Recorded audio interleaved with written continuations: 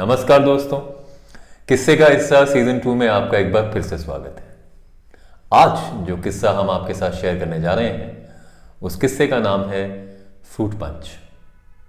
तो चलिए सुनिए ये किस्सा और बनिए इस किस्से का हिस्सा। सीजन 2 में हमने आपको बहुत से लोगों का कहानियां सुनाई, किस्से सुनाए, तो सोचा चलिए बीच में एक किस्सा अपना भी डाल देते हैं। बात 1994 की है। उस समय मैं शिमला में पढ़ा करता था और शिमला एचपी यूनिवर्सिटी में मैं छात्र था। पढ़ाई के अलावा मैं और मेरे कुछ दोस्त बैडमिंटन भी खेला करते थे। एक तरफ स्टेट और नेशनल टूर्नामेंट्स होती थी तो दूसरी तरफ हम इंटर कॉलेज और इंटरवर्सिटी में भी पार्टिसिपेट करते थे। यूनिवर्सिटी में अपने पहले साल के दौरान मैं यूनिवर्सिटी टीम का कप्तान भी था बैडमिंटन का। इसलिए 1994 में हालांकि मैं टीम का एक मेंबर था, लेकिन कप्तानी का भार विकास या यूं कहें मोंटू के ऊपर था। मैं, विकास, संदीप, नवीन, हम जो चारों दोस्तों की चौकड़ी है, हम सब बैडमिंटन के प्लेयर थे और अलग अलग तरीके से अपने अपने कॉलेज और यूनिवर्सिटी को रिप्रेजेंट भी करते थे। तो साल 1994 में, क्योंकि मैं अब यूनिवर्सिटी में थर्ड सेमेस्टर यानी यूनिवर्सिटी के दूसरे साल में था, मोंटू जो एक साल मुझसे जूनियर था वो यूनिवर्सिटी में अभी नया नया आया था और आते ही वो यूनिवर्सिटी टीम का कैप्टन था। इसके अलावा सनी यूनिवर्सिटी टीम में हमारे साथ था और विकी, क्योंकि वो हमसे जूनियर था, वो शिमला में एक कॉलेज है कोटशिरा, वो उस टीम से बैडमिंटन खेला करता था। इंटर कॉलेज प्रतिस्पर्धा कुछ इस तरह की प्रतिस्पर्धा है कि इसमें राज्य के सभी कॉलेज तो पार्टिसिपेट करते ही हैं, पीजी सेंटर की भी अपनी एक टीम होती है। पीजी सेंटर यानी कि यूनिवर्सिटी, जिसे पोस्ट ग्रेजुएट सेंटर भी कहते हैं। तो ऐसे में इंटरवर्सिटी प्रतिस्पर्धा में, इंटर कॉलेज प्रतिस्पर्धा में सभी कॉलेजेस के अलावा पीजी सेंटर भी एक टीम के रूप में शामिल होता है। मैं क्योंकि पिछले साल इस टीम का कैप्टन था तो हम ट्रॉफी भी जीते थे। तो ऐसे में इस साल हम पर डिफेंडिंग चैंपियन का टाइटल तो था ही, साथ ही एक बड़ी रिस्पॉन्सिबिलिटी होती है कि अगर आप गत कई वर्षों से विजेता होते आए हैं तो अगली बार भी आपको टूर्नामेंट जीतना ही है। तो ऐसे में तैयारियां भी जोर शोर से की जाती है। किस्से को आगे बढ़ाएं तो हम आपको ये बताएं कि इंटर कॉलेज जो टूर्नामेंट है इसका प्रारूप क्या है। इस टूर्नामेंट में बेस्ट ऑफ 5 मैचेस होते हैं, यानी आप पहले 2 सिंगल खेलते हैं, फिर एक डबल्स का मैच होता है, उसके बाद फिर एक सिंगल और फिर एक डबल्स। कुल मिलाकर अगर गेम के हिसाब से खिलाड़ियों का चयन करना है तो आपको 7 खिलाड़ियों की जरूरत पड़ती है। पर अक्सर आपके 3 या 4 खिलाड़ी होते हैं जो पूरी प्रतिस्पर्धा में शरीक होते हैं और कोशिश करते हैं कि आप उन्हीं खिलाड़ियों के बूते पर ये टूर्नामेंट जीतें और रिजर्व खिलाड़ियों की आपको जरूरत ना पड़े। हालांकि रिजर्व खिलाड़ी आपको रखने पड़ते हैं। तो 1994 आया और इस साल इंटर कॉलेज की टूर्नामेंट हिमाचल के एक शहर मंडी में थी। मंडी शिमला के बाद दूसरा बड़ा शहर है हिमाचल का। तो मंडी में इंटर कॉलेज की तैयारियां शुरू हुई। पर अब आप इसे कोइंसिडेंस ही कहेंगे कि जिस साल हमें मंडी इंटर कॉलेज टूर्नामेंट में शरीक होना था उस साल हमारे काफ़ी सारे खिलाड़ी अनफिट थे। जब हमने टीम का चयन किया तो मालूम हुआ कि विकास या मोंटू के अलावा मैं फिट था। संदीप, कंवर या सनी उस साल चोट से जूझ रहा था तो वो थोड़ा अनफिट था। हालांकि टीम में शामिल था, लेकिन किस तरह से खेल पाएगा इस पर ज़रा क्वेश्चन मार्क लगा हुआ था। इसके अलावा हमारी टीम में सोलन राज्य से भी 2 खिलाड़ी शामिल थे और एक और खिलाड़ी हमारी इस टीम में था जिनका नाम था संजीव शोरी। वो हालांकि हमसे सीनियर थे और उन्हें हम शोरी भाई कहते थे। वो भी हमारी टीम में खिलाड़ी के रूप में शामिल थे। इंटर कॉलेज प्रतिस्पर्धा में सारी टीमें इस बात की कोशिश करती हैं कि वो अपने अच्छे खिलाड़ियों को दूसरी टीम के अच्छे खिलाड़ियों से ना भिड़ाएं। इसलिए ड्रॉज को जिस तरह डाले जाते हैं कि आप first single, second single, first double कौन खेलेगा, इसको गुप्त रखते हैं। एक पर्ची सिस्टम है जहां पे आप पहले ये सब नाम लिख के रेफरी को दे देते हैं और अंपायर फिर एक एक करके कॉल आउट करते हैं। क्योंकि हमारी टीम में मैं और मोंटू ही दो मजबूत खिलाड़ी थे और दूसरी तरफ हमारे पास टूर्नामेंट का डिफेंडिंग चैंपियन होने का भी रिस्पॉन्सिबिलिटी थी, तो हमें लग रहा था कि देखिए रिस्क ना लिया जाए और कोशिश की जाए कि हर मैच हम 3-0 से जीत जाए। यानी मोंटू और मैं पहले 2 सिंगल्स निकाले और फिर क्योंकि मैं और मोंटू डबल्स हमेशा साथ खेलते आए हैं तो डबल्स को लेकर हम काफ़ी एश्योर्ड थे या कॉन्फिडेंट थे कि वो तो हम निकाल ही लेंगे। तो हमारा प्रयत्न ये था कि सारे के सारे मैचेस दूसरे कॉलेजेस से 3-0 ही जीत लिया जाए ताकि रिजर्व खिलाड़ियों की ज़रूरत ही ना पड़े। दूसरी तरफ जब आप इंटर कॉलेज जैसे टूर्नामेंट में शरीक होने जाते हैं तो आप अपने साथ काफ़ी सारे रिजर्व खिलाड़ी और बाकी ऑफिशियल्स भी लेके जाते हैं। ऐसे में यूनिवर्सिटी और कॉलेज में आपको मौका मिलता है कि अपने दोस्तों को टीम में शामिल करें, क्योंकि ऐसा करने से एक तो आपको अटेंडेंस को लेके सहूलियत मिल जाती है, क्योंकि जब आप खेलते हैं तो अटेंडेंस को लेके कोई क्वेश्चन नहीं करता। ऐसे में बहुत सी रिक्वेस्ट आती हैं कि देखिए हमें भी टीम में शामिल कीजिए और टीम में नहीं तो हमें कुछ दिन के लिए कैंप में शामिल कर लें। तो आप अपने दोस्तों के लिए या दूसरे साथियों के लिए ऐसा भी करते हैं। दूसरी बात, जब आप इंटर कॉलेज टूर्नामेंट खेलने दूसरे राज्य या दूसरे शहर में जाते हैं तो यूनिवर्सिटी और कॉलेजेस आपको कुछ तरह की सहूलियत देते हैं। दूसरे खेलों की तुलना में या आजकल जिस तरह की सहूलियतें दी जाती हैं वैसा उस समय कुछ था नहीं। आमतौर पर आपको डेली अलाउंस दिया जाता था जो आज की तुलना में नाम मात्र ही हुआ करता था, और अरेंजमेंट के हिसाब से आपको किसी भी कॉलेज या यूनिवर्सिटी के हॉस्टल में ठहरा दिया जाता था। शिमला के खिलाड़ियों का बाकी शहरों के कॉलेजेस या बाकी राज्यों के कॉलेजेस से थोड़ा सा अलग रुतबा था, क्योंकि हम लगातार चैंपियन भी रहे हैं इंटर कॉलेज के, तो एक अलग अपना रुतबा दिखाने का मन भी रहता था। तो जहां बाकी कॉलेजेस की टीमों ने कॉलेज के हॉस्टल्स या दूसरे कम्युनिटी सेंटर्स में अपने आप को बुक करवाया ठहरने के लिए, हमने ये कोशिश करी कि किसी तरीके से कोई बढ़िया पीडब्ल्यूडी का गेस्ट हाउस टाइप की जगह बुक की जाए जहाँ पे जाके हम सब लोग आराम से रह सकें। दूसरी बात ये कि हमने अपनी टीम में कुछ एक ऐसे लोगों को भी शामिल किया जिन्हें हम अपने साथ ले जाना चाहते थे। जितने भी हम सब खिलाड़ी रहे हैं, जिसमें हमारी चौकड़ी मुख्य रूप से है, हम लोगों ने हमेशा एक प्लेयर को देख के अपनी गेम को संवारा है जिनका नाम है अजय कंवर, और अजय कंवर को हम अजय भाई कहते हैं। ये दूसरी बात है कि वो संदीप कंवर या सनी के बड़े भाई हैं, लेकिन हमारा उनसे एक अलग से रिश्ता भी है। तो हमने अजय कंवर भाई से कहा कि आप चलिए एज कोच एंड मेंटोर हमारे साथ इस टूर्नामेंट में, तो वो झट से राजी भी हो गए। उन्हीं के कहने पे हमने दूसरे खिलाड़ियों का भी चयन किया, जिसमें मंडी से 2 लोग थे और संजीव शोरी जो कि हमीरपुर से हैं, उन्हें भी शामिल किया गया। हालांकि ये तय था कि देखिए ये टूर्नामेंट अगर हमें जीतनी है तो फिर मुझे और विकास को ही पूरा जोर लगाना पड़ेगा और कोशिश करनी पड़ेगी कि सारे मैचेस 3-0 से जीते। तो सब इंतजामात कर कैंप लगा, हम लोग अब मंडी पहुंच गए। मंडी में जो गेस्ट हाउस है वो मंडी में एक हिमाचल टूरिज्म का होटल है मांडव, और मांडव के परिसर के साथ लगा हुआ ये पीडब्ल्यूडी का गेस्ट हाउस है। तो हमने पीडब्ल्यूडी गेस्ट हाउस में अपने लिए 3 से 4 कमरे बुक किए।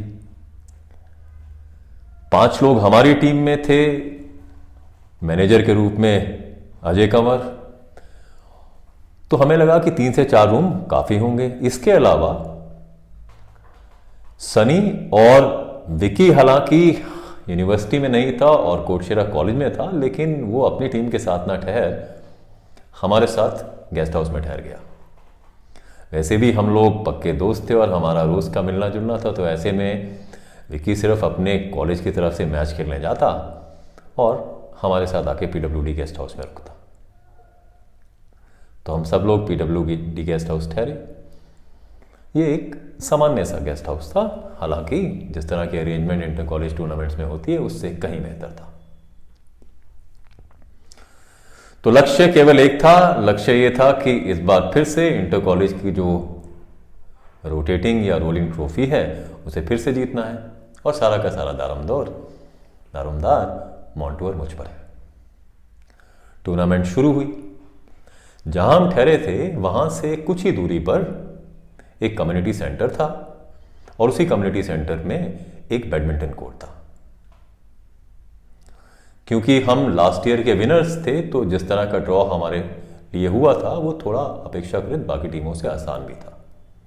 पर फिर भी ये टूर्नामेंट काफ़ी कॉम्पिटिटिव है। दूसरे शहरों के या दूसरे डिस्ट्रिक्ट के कॉलेजेस भी अच्छे प्लेयर्स हैं उनके पास भी, तो ऐसे में इसे हल्के से तो नहीं लिया जा सकता था। पर हम अपनी गेम को लेके काफ़ी आश्वस्त थे। जैसे जैसे टूर्नामेंट आगे बढ़ रहा था हम लोग अपने अपने मैचेस जीतते जा रहे थे,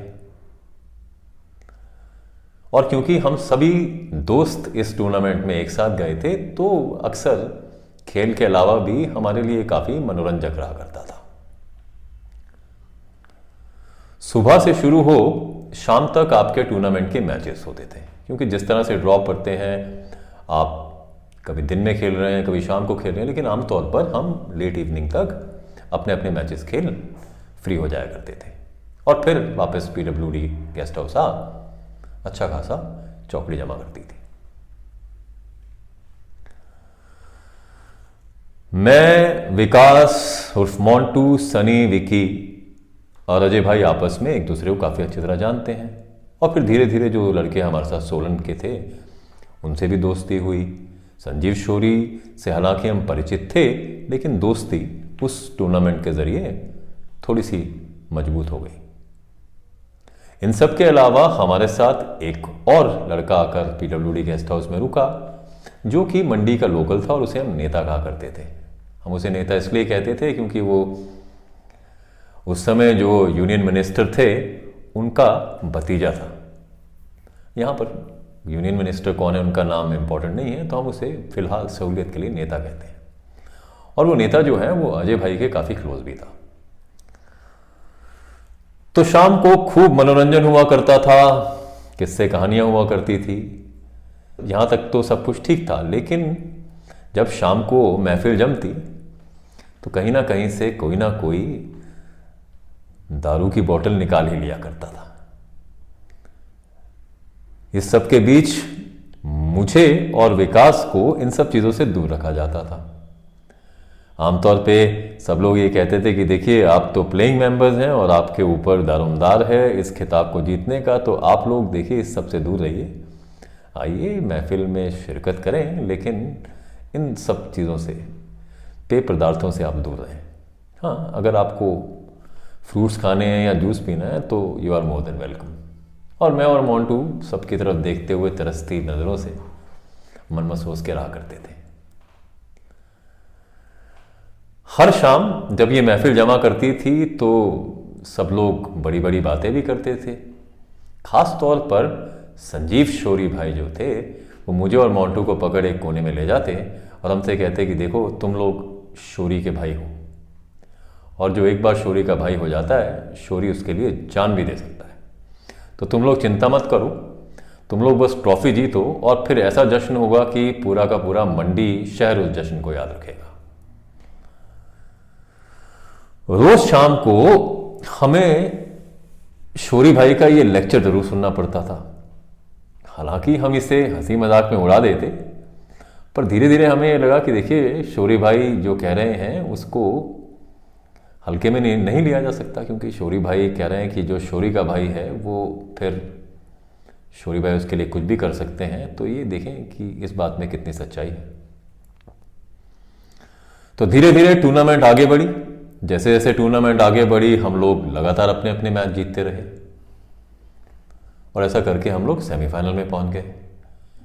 सेमीफाइनल में हमारा मैच स्थानीय टीम से था, जो कि एक मजबूत टीम थी, लेकिन मैंने और मोंटू ने अपना अपना मैच निकाला। इसके अलावा डबल भी हम आसानी से जीते और फाइनल में प्रवेश कर गए। फाइनल से पहले की रात फिर पीडब्ल्यूडी में जश्न हुआ जिसमें हमें अलग थलग किया गया, लेकिन शौरी भाई ने आके फिर वही डायलॉग दोहराया कि देखिए बस कल भर की बात है, उसके बाद तुम शौरी के भाई हो, ऐसा जश्न होगा कि तुम सब याद रखोगे। फाइनल का दिन आया और जैसा कि अनुमान था भी, हमने अपना मैच आसानी से निकाला और एक बार फिर हम इंटर कॉलेज चैंपियन हो गए। बहुत खुशी की बात थी और खुशी से ज़्यादा मुझे और मोंटू को ये लग रहा था कि देखिए आज तो जश्न होगा और आज हमें जश्न में कोई रोकने टोकने वाला भी नहीं है, क्योंकि जैसा हमने वादा किया था हम ट्रॉफी जीत चुके हैं। दूसरी बात ये भी थी हमारे मन में कि शौरी भाई लगातार कह रहे हैं कि तुम शौरी भाई के भाई हो और शौरी भाई तुम्हारे लिए ऐसा जश्न करेंगे कि पूरा शहर याद रखेगा, तो उसको लेकर भी काफ़ी रोमांचित थे हम सब लोग। जैसा कि मैंने आपको बताया, पीडब्ल्यूडी गेस्ट हाउस जो है ये होटल मांडव के प्रांगण में ही स्थित है, जिसके लिए आपको थोड़ी चढ़ाई करके ऊपर पहुंचना पड़ता है और वहां से पूरे शहर का नज़ारा भी देखने को मिलता है। तो ये ऊंचाई पर है और बाकी पूरा शहर जो है थोड़ा ढलान पर है, तो आप जब ऊपर खड़े होते हैं तो आपको पूरा शहर दिखाई देता है। तो शाम को हम सब लोग इकट्ठा हुए पीडब्ल्यूडी गेस्ट हाउस में और फिर शाम के जश्न की तैयारियां शुरू हुई। अजय कमर भाई ने सारा का सारा जिम्मा लिया अपने सर पर कि किस तरह की पूरी अरेंजमेंट करनी है, जबकि शौरी भाई एक एक्यूट प्लानर की तरह सब चीज़ों को ऑब्जर्व करने लगे, अपनी टिप्पणियां देने लगे। तो मामला ये बना कि पीडब्ल्यूडी गेस्ट हाउस में खाने को लेके ज़्यादा इंतज़ाम हुआ नहीं करते। हाँ, एक कुक रहता है ऐसे गेस्ट हाउसेज में जो वो चीज़ें बना देता है जो आप उसको बताएं, लेकिन आपको पहले ऑर्डर देना पड़ता है। तो ऐसे में कुक को पकड़ा गया, उसे शाम का मेन्यू बताया गया और मेन्यू के हिसाब से जो खरीदारी करनी थी उसके लिए पैसे दिए गए। तो मामला ये था कि आज नॉनवेज या जितने भी व्यंजन बनेंगे वो कुक बनाएगा और फिर भरपूर जश्न का आनंद लिया जाएगा। इस सब के बीच हमारे पास वो रोलिंग ट्रॉफी भी थी। अभी जो रोलिंग ट्रॉफी है ये कुछ कुछ आपकी आईपीएल ट्रॉफी से मिलती जुलती है। एक चौड़े मुंह वाली ट्रॉफी और एक सॉलिड बेस है इसमें, और ब्रास या कांसे की ये ट्रॉफी रहती है और इसमें फिर उस साल के चैंपियन का नाम भी लिखा होता है, तो इसलिए काफ़ी प्रेस्टिजियस भी रहता है ये। तो हम लोग ट्रॉफी लेकर पहुंचे और अब ट्रॉफी को बीच कमरे में रख हम सब लोग जश्न मनाने लगे। इस बीच अजय भाई ने अपना तुर्रा छोड़ते हुए कहा कि देखिए आज जो ये जश्न है ये जश्न तभी पूरा होगा जब इस ट्रॉफी में एक फ्रूट पंच बनाया जाएगा, ताकि जीत का नशा जो है वो दोगुना हो जाए। शौरी भाई को उस समय ये बात मालूम नहीं थी कि हम किस तरह के फ्रूट पंच की बात कर रहे हैं। वो सोच रहे थे कि हाँ शायद इसमें फल मिलाए जाएंगे, फलों का जूस मिलाया जाएगा, लेकिन अजय कमर भाई का आइडिया दूसरा था। उनका यह मानना था कि यह फ्रूट पंच ऐसा हो कि जिसमें जीत का भरपूर नशा शामिल हो। तो यकीन मानिए कि उस ट्रॉफी के अंदर विस्की, रम, वोडका, वाइन सब डला, हाँ फ्रूट्स नहीं डले या फ्रूट जूस नहीं डला।